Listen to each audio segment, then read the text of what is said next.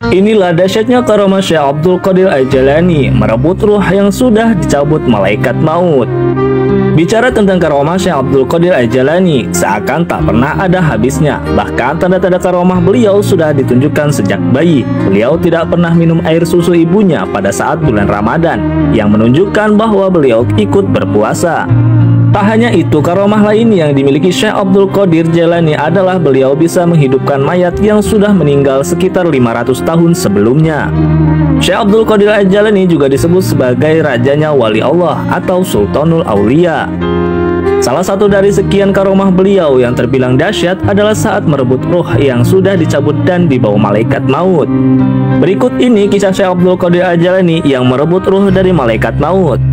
Abu Abbas Ahmad Rifai meriwayatkan ada seorang pelayan Syekh Abdul Qadir yang meninggal dunia. Kemudian istri sang pelayan itu datang menghadap beliau, mengadukan kematian suaminya sambil menangis.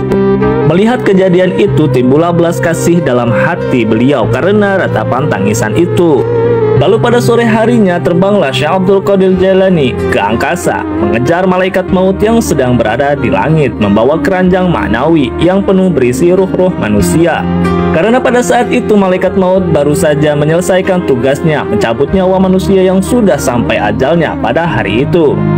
Kemudian Syekh Abdul Qadir Al-Jailani meminta kepada malaikat maut supaya menyerahkan nyawa muridnya kepada beliau, atau malaikat itu mengembalikan nyawa muridnya pada badannya semula. Namun perintah itu ditolak oleh malaikat maut. Karena penolakan itu, Syekh Abdul Qadir Al-Jailani merebut dan menarik keranjang ma'nawi milik malaikat maut. Maka tumpahlah semua nyawa-nyawa yang ada di dalam keranjang. Nyawa-nyawa itu pun kembali ke jasadnya masing-masing, dan semua yang meninggal pada hari itu hidup kembali.